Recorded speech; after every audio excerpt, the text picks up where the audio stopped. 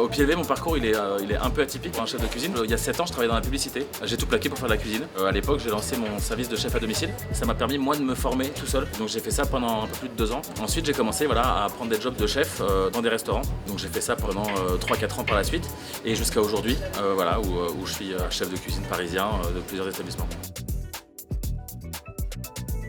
Ce qui m'a mis le pied à l'étrier food, c'est pas une personne en particulier, c'est avant tout ma passion et les livres. J'ai acheté plein de bouquins de cuisine, le Larousse gastronomique, Escoffier, tous les livres de tous les grands chefs. J'ai appris en faisant, en lisant, en essayant, et puis auprès de mes clients à l'époque où j'étais chef à domicile et chef privé. C'est avant tout ma passion qui m'a mis le pied à l'étrier et les livres de cuisine. Pour ne pas perdre le pied en cuisine, il y a 2 choses qui sont essentielles pour moi, c'est avant tout l'organisation et la bienveillance.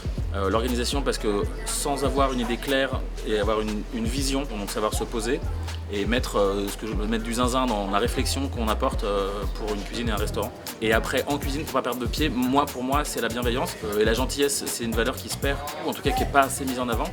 Je cherche à travailler avec des gens foncièrement bienveillants et gentils, et c'est comme ça qu'on perd pas pied et qu'on arrive à travailler et à avancer dans le même sens avec mes équipes. Il est très important pour moi de lever le pied. Je suis quelqu'un de très extrême, donc j'ai besoin d'avoir des phases de travail extrêmes, suivies de phases de repos. C'est important après des ouvertures de restaurants ou des phases intensives avec plusieurs projets qui s'enchaînent, que je puisse après souffler un petit peu et lever le pied pour pouvoir déjà avoir une idée claire de ce que je viens d'accomplir et ce sur quoi je vais enchaîner, passer du temps avec mes amis, ma famille et puis me reposer un peu. En ayant des temps un peu plus calmes, où on arrive à prendre du recul et à avoir une vision.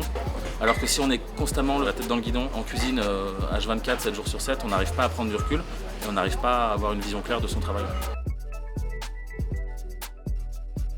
Pour démarrer la journée du bon pied, moi en vrai parisien, c'est le petit-déj parisien. Donc c'est un grand crème, une orange pressée et une viennoiserie. Un pain au chocolat même. Le dernier coup de pied au cul que j'ai pris, c'est l'ouverture de Polichinelle ici. Très gros projet, hyper ambitieux. Et donc ça a été un gros coup de pied au cul, mais positif, c'est-à-dire que c'était vraiment une expérience incroyable. J'ai une vision assez bienveillante en cuisine, donc maintenant moi je donne pas ou très rarement des coups de pied au cul, c'est pas mon genre. Non, j'ai absolument pas Paris à mes pieds. Après, moi, je suis parisien, je suis né à Paris, j'ai grandi à Paris. Enfin, je suis un jeune chef qui essaie de faire les choses correctement, de rendre ses clients heureux, de développer les projets. J'ouvre bientôt mon premier propre restaurant à moi et je fais mon métier humblement en essayant juste de tracer ma route comme je l'entends.